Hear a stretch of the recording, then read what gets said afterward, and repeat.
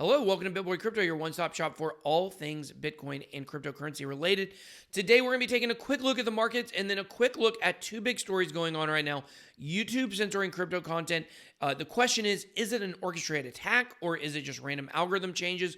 And we're also going to be taking a look at the CloudToken Ponzi scheme. Before we do that, though, would love for you to join my Telegram group called the Bit Squad. We're currently working with something called the Hash Lotto bot in the Telegram group where you can actually bet on the last digit of the latest Tron blockchain hash. So we'd love for you guys to come participate in that. Check out the bot. It's very easy to do. It's just something kind of fun. Like, you're not going to make a ton of money on it or anything like that. But if you want to gamble 5 or 10 Tron, gamble a buck or two, something like that, or a dime or a quarter on the last digit of the Tron blockchain latest hash, you can do that there. It's pretty fun. I've been doing it a little bit. So here we go, guys. Let's look at the markets. We have Bitcoin coming in at 7280. If you look at the biggest winners of the day, we have Bitcoin, MaidSafeCoin, Luna, VeChain, and Blockstack. Blockstack, as you can see by the chart, having a good week. So is VeChain. Biggest losers of the day: Waves, Eternity, BitMax Token, NIM, and Swipe. The overall market cap still under 200 billion. And to be honest with you guys, it just feels very hopeless right now in crypto. It doesn't feel like we've got a lot of stuff going on. And I would tell you guys, this is generally the way things happen around Christmas time. If you're not in retail or advertising, the holiday season is not really great for production. And I think that's what we're seeing with crypto. Now, if the end of January comes around and we're still kind of in this sideways action and we're not starting to move up, I'll be very concerned, because it feels like if we're not going to get a pump before the halving that's going to push us at least back up above 8K, then who knows what kind of capitulation we may be in for. So, okay, guys, let's look at the top story of the day. CloudToken revealed to be a Ponzi scheme. Now, basically, CloudToken, it did something very interesting with their Ponzi, and I was actually asked to be part of this. So some other YouTubers, somebody you probably haven't heard of, put me and a bunch of other people in a Telegram group or asked us to join it to see if we would help with CloudToken. And the promise was that if we opened a wallet on CloudToken, that all we had to do was open a wallet and push our subscribers over to CloudToken, and we would be able to get like $1,000 in our wallet. Sounded like a pretty good deal. So I open the wallet. It doesn't cost me anything. It's no problem for me to open the wallet. So I open a wallet. And as I'm opening the wallet, I'm reading through CloudToken, and I'm like, this sounds like a Ponzi scheme. So I go in the Telegram group and I tell the guys, I say, look, like, I don't feel real great about this. I don't think this is something I want to push my people to. It doesn't sound like it's a good thing. So I never pursued it further. The Telegram group kind of fell apart, and I don't know of any YouTubers that were actually pushing this CloudToken. To my knowledge, I never went to check the wallet to see if I had any money put in it. Never even checked it. It just sounded crazy to me that these whales wanted us to open these wallets and then push people to them, and they were just going to pay us money for nothing. That was a huge warning bell to me. And kind of the way that it works from my perspective, being on YouTube and doing sponsored content, is that a project comes to me and they say, hey, we want you to do this review, or we want you to do this. And I say, okay, send me the details. And so basically, once they send me the details, at that point, I go in and I look, because a lot of times what will happen is you'll say, look, I charge X number of dollars for a sponsored review on my channel, and most projects never even respond to you. So because of that, like, I don't look in depth at every project that contacts me until they say, yes, we want to do a review with you for sure. We're willing to sponsor the review, whatever. At that point, then I go in and I start looking at the review. So it's kind of a standard way that things work. So I open the wallet, I look into CloudToken, and I'm like, this doesn't feel great, and I didn't pursue it further. So now it comes out, this is a huge Ponzi scheme. Actually, it was millions of dollars that they discovered. I think it's on the tweet here where it says how much. It says $4 million. So a huge Ponzi scheme, 300 victims. They captured 72 suspects. And they actually have a video that you can watch here of all of the people being transported out. You can see they're numbered 9, 10, 11, 12. And it goes on. You can actually see how many there are.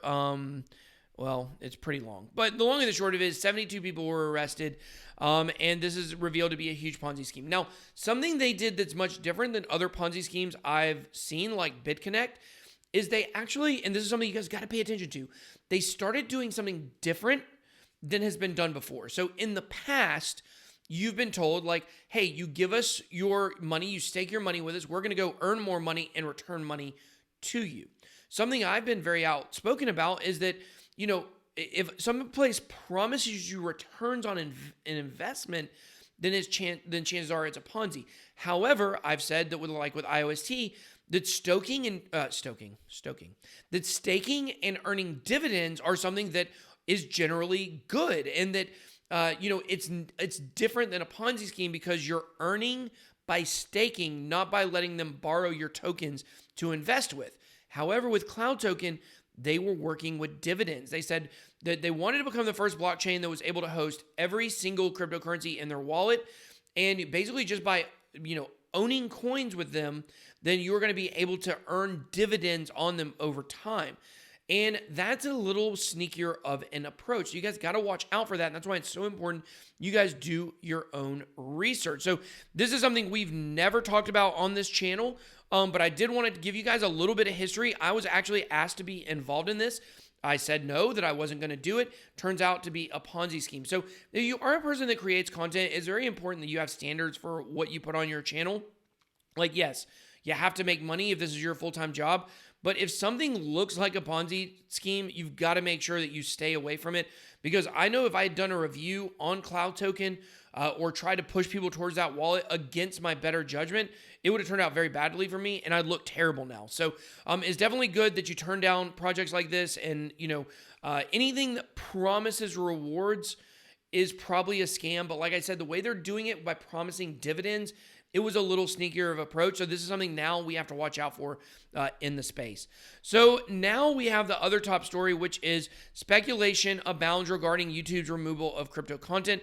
We talked a little bit about that on a live stream last night. At least 6 crypto channels have been hit. I know more have been hit now. Chris Dunn, Chico Crypto, The Cryptoverse, Crypto Tips, which is Heidi, BTC Sessions, also Crypto Tone has now been hit. Ivan on Tech has now been hit.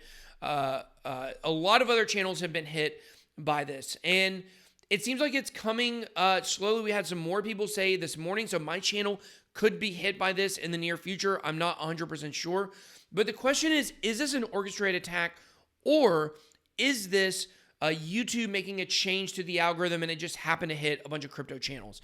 So my best friend Chico Crypto, man, I absolutely love that guy. He actually said he believes that he is being attacked. And he believes that there's someone that discovered his content that has, through this Telegram image he has here, like, come on, Chico, are you really using the flowers in your background? That may be why you got banned. But the long and the short of it is that someone has discovered this Telegram group, Sam Smith Truth, and I actually went into it and viewed it. You can view it without joining it if you just go to the web link. And, here's the thing. It basically says that this guy, Sam Smith, is going against him. It says, this is the only beginning of your demise, Chico. You start a war which you cannot win. I, Sam Smith, vow to bring pain upon you, the same pain which you did to me. So weird. But anyways, the long and the short of it is this Telegram group has popped up and is saying that, like, it's flagging channels and reporting channels for being racist.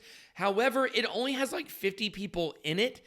And I mean, I hate Chico as much as the next guy, but I don't think anything that he has said is racist by any stretch of the imagination. And all the other channels certainly aren't saying racist things. So this could be an orchestrated attack by a small group of people, but I doubt it. Most likely what is happening here is YouTube has made a change to their algorithm that doesn't allow for certain things, whether it's Bitcoin donation addresses or ref links, or maybe there's a word that all these videos have in common that people can't find, because now a lot of videos have been removed And so you can't even go back and check and see what the issue is. They've been flagged under harmful content. And so obviously we all know that crypto content is not harmful for people. It's probably the opposite. So let me know, are you guys worried about this? Or has your favorite YouTuber been hit by this? Do you expect this to be just the first wave of many? Or do you think that YouTube just made a change and, in a couple weeks, we won't be talking about this? The one thing I will say to you guys, and I've made this comparison a few times, is that what a lot of people do is they say, oh, it can't be a Bitcoin address, a Bitcoin donation address, because this video had it and got removed, but this video has it and it didn't get removed. That's not really the way that YouTube works. When they make sweeping changes to the algorithms, a lot of times they don't catch everything. It's a huge platform. There's like 4 million hours posted every day or something like that. Like, it's insane how much content goes on YouTube every single day.